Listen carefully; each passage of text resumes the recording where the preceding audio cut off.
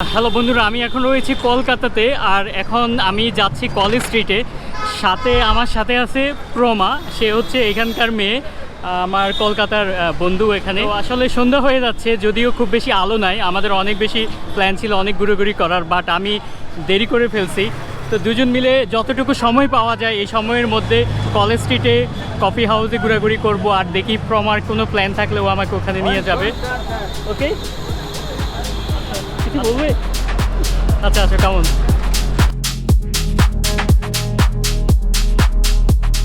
কলকাতা এখন প্রচণ্ড গরম, নরকের মতো গরম লাগতেছে। সারাদিন আমার খুবই হ্যাকটিক একটা দিন গেছে, খুবই কষ্টকর। আমি ইমিগ্রেশন করলাম, তারপরে ট্রেনে করে কলকাতায় আসলাম। প্রমার সাথে আমার অনেক আগে দেখা করার কথা ছিল, বাট আমি তাড়াতাড়ি আসতে পারি নাই।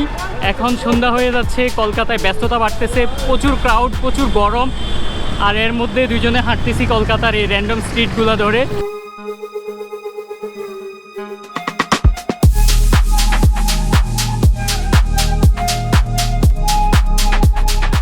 সারাদিন আমার ভীষণ বিরক্ত লাগতেছিল, কিন্তু এখন ভালো লাগতেছে। প্রমা আসছে, ও আমাকে এখানে কোম্পানি দিচ্ছে। ওর সাথে এর আগে আমার কখনো দেখা হয় নাই, এটাই ফার্স্ট দেখা। ও এখানকার কলকাতারই মেয়ে, এখানকার একটা ইউনিভার্সিটিতে পড়ে। তো দুজন মিলে যাচ্ছি কলেজ স্ট্রিটে। একবার পথ হারায় ফেলছি, এখন আবার পথ খুঁজে খুঁজে যাচ্ছি। কলকাতাতে আজান হয় সেটা আমি জানতাম না, এখানে আজানের শব্দ শোনা যাচ্ছে। আমাদের অনেক অনেক প্ল্যান ছিল না, আমরা অনেক জায়গায় ঘুরতে যাবো, বাট হয় নাই। মানে লাক অনেক সময় ফেভার করে না না। আর ও হচ্ছে খুশিতে বাক ওর রেজাল্ট বের হয়েছে আজকে একটু আগেই। আমার সাথে মিট করার সাথে সাথে ওর রেজাল্ট বের হয়েছে। তো ওর রেজাল্ট ভালো হয়েছে, এই জন্য ও excited kind of.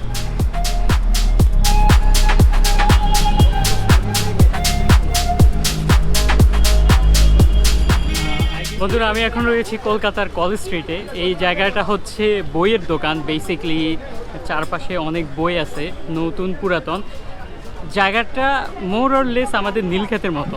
New market Nilkhet এরিয়াতে যে আমাদের বইয়ের দোকানগুলো আছে, ঠিক ওই রকমই। এইখানে আশেপাশে সেই বিখ্যাত কফি হাউসটা আছে, তো ওখানে যাব। প্রমা আমাকে গাইড করতেছে, এই যে সামনে হাঁটতেছে।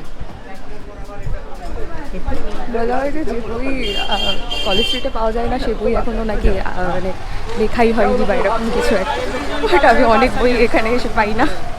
ব্যাপারটা হচ্ছে কলেজ স্ট্রিটে সব বই পাওয়া যায়। যদি এমন কোনো বই কলেজ স্ট্রিটে না পাওয়া যায়, তার মানে এই বইটার জন্ম পৃথিবীতে হয় নাই, বা এটা এখনও প্রিন্ট হয় নাই। তো এইটা বিশ্বাস করা হয় আর কি। এখানে প্রচুর ডিহাইড্রেশন হচ্ছে, প্রচুর গরম, আমি খুব অস্বস্তি বোধ করতেছি। অনেক দিন পর কিন্তু বের হওয়া আমার এটা, এই জন্য একটু অ্যাডজাস্ট করে নিতে কষ্টই হচ্ছে বলতে গেলে।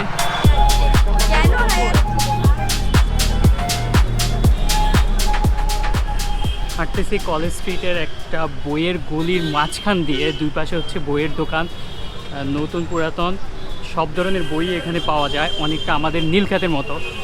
আর হাঁটতে থাকি, দেখি প্রমা আমাকে কোথায় নিয়ে যায়। আমি বিবেকানন্দের বায়োগ্রাফি শেষ করব না।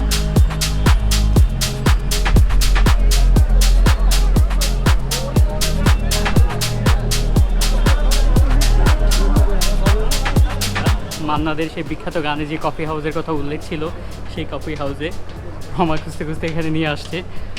2 কাপ কফি খেয়ে যাই।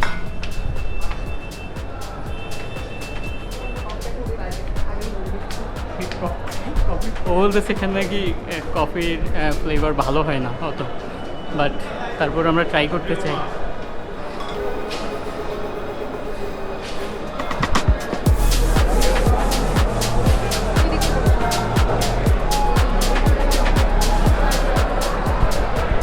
মানে গরমে পাগল হয়ে যাচ্ছে, আমি আসলে কি কথা বলবো বুঝতেছি না। আর জায়গাটা এসে আসলে ভালো, এটা একটা হিস্টোরিক্যাল একটা জায়গা। এত এত জ্ঞানী, এত রথী মহারথী মানুষজন এখানে আসতেন, আড্ডা দিতেন, সেজন্য ভীষণ ভালো লাগতেছে। এই জায়গাটা এসে আসলেও গর্ববোধ করতেছি আমি, ভালো লাগতেছে এইটাই। কিন্তু কমফোর্ট ফিল হচ্ছে না, কারণ হচ্ছে অনেক গরম আর আমি খুবই এক্সস্টেড। এখানে বসে 2 কাপ কফি খেলাম আমরা, আর রমা তার মানে স্টাডি লাইফের গল্প করতেছে, ওর ফ্যামিলির গল্প। আমিও বলতেছি আমার মতো করে, আমার ট্যুরের গল্প করতেছি।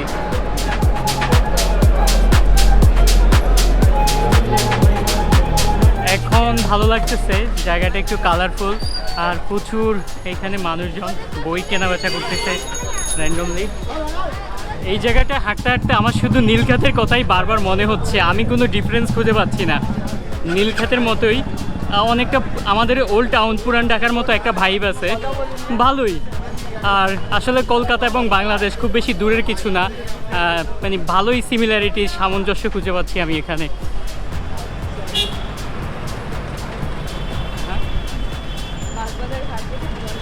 পিছন থেকে আমাদেরকে কেউ চাপা দিবে না তো? ওকে ঘাটে গেছি কটায়? হ্যাঁ হলো 9টায়। ওকে দুটো মেয়ে নর্থের পুরো রাস্তা ফাঁকা। হ্যাঁ আমরা just যখন বসলাম চা খাওয়া খেলাম তখন বেরিয়ে চলে গেলাম। মানে বন্ধুরা, আমি এখন রয়েছি নর্থ কলকাতায় বা উত্তর কলকাতাতে। আর রাস্তা ধরে র্যান্ডমলি হাঁটাহাঁটি করতেছি এদিক সেদিক। আমার সাথে আমার এখানকার বন্ধু, লোকাল বন্ধু প্রমা আছে। তো আমরা প্রথমে কফি শপে গেলাম, কফি হাউসে বেসিক্যালি। ওইখানে কফি খেয়ে বের হয়ে আসছি। এখন সন্ধ্যা হয়ে গেছে বা রাত বেড়ে যাচ্ছে। আমরা যাচ্ছি আরও একটা জায়গায়, এখানে ঘাট বা এরকম কিছু একটা নাম, সেখানে যাচ্ছি।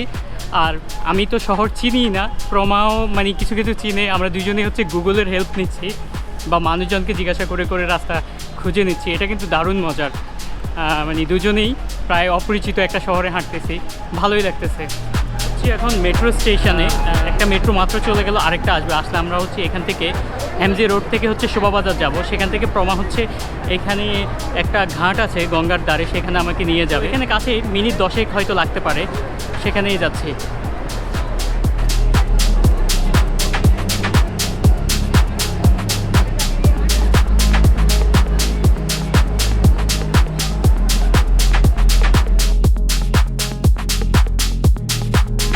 প্রমা বলতেছে এটা হচ্ছে প্রপার নর্থ কলকাতার যে ভাইব, এই রাস্তাগুলোতে সেরকম একটা ভাইব খুঁজে পাওয়া যাবে।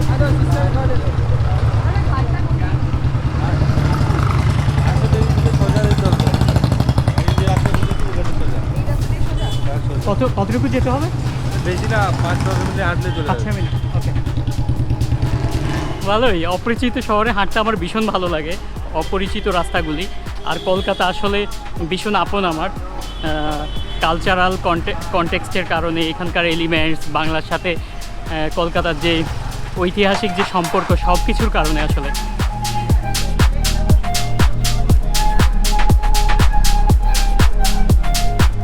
উত্তর কলকাতার একটা রাস্তা ধরে হাঁটতেছি র্যান্ডম। আর এখানে ভীষণ ভালো কালারফুল বাড়িগুলো, মানে কলকাতার একটা প্রপার একটা ভাইব আছে এখানে। আর যাচ্ছি একটা ঘাটে। জীবনানন্দ দাশের কয়েক লাইন কবিতা পড়ি। সুচেতনা তুমি এক দূরতর দ্বীপ বিকেলের নক্ষত্রের কাছে, যেখানে দারুচিনি বনানীর ফাঁকে নির্জনতা আছে। এই পৃথিবীর রণরক্ত সফলতা সত্য, তবু শেষ সত্য নয়। কলকাতা একদিন কল্লোলিনী তিলোত্তমা হবে, তবুও তোমার কাছে আমার হৃদয়। প্রমা আমাকে গঙ্গার ধারে একটা ঘাট দেখাইতে নিয়ে আসছে। ও খুবই ওরিড ফিল করতেছে, বলতেছে একদমই ভালো না, মেসি, কিন্তু খারাপ না আসলে। আপনারা দেখেন এই পাশে হচ্ছে গঙ্গা নদী। আর আচ্ছা, অনেকটা আমাদের বুড়িগঙ্গার যে সদরঘাটের মতোই লাগতেছে। আসলে দুইটা শহরের মধ্যে বেশ কিছু মিল আছে আমার কাছে, তাই মনে হচ্ছে।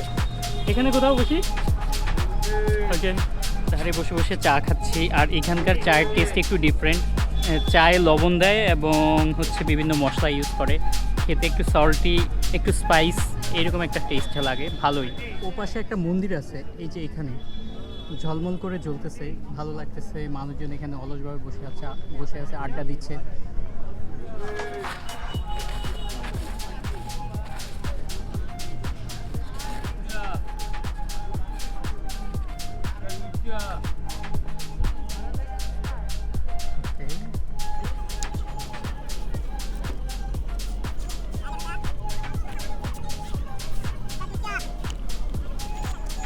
বেসিক্যালি প্রমা আমাকে আইসক্রিম খাওয়াচ্ছে এখানে। এটা হচ্ছে কুলফি মালাই বলে, অনেকটা আমাদের কুষ্টিয়ার রশিদ ভাইয়ের কুলফি মালাইয়ের মতো, মানে সিমিলারিটিস আছে। ওকে, এখন আমরা ওয়েট করতেছি আরেকটা মেট্রোর জন্য। আমি যাব এসপ্ল্যানেড আর প্রমা যাবে ওর বাসায় চলে যাবে সাউথের দিকে। এখান থেকে আমরা আলাদা হয়ে যাব। ভালো থেকো।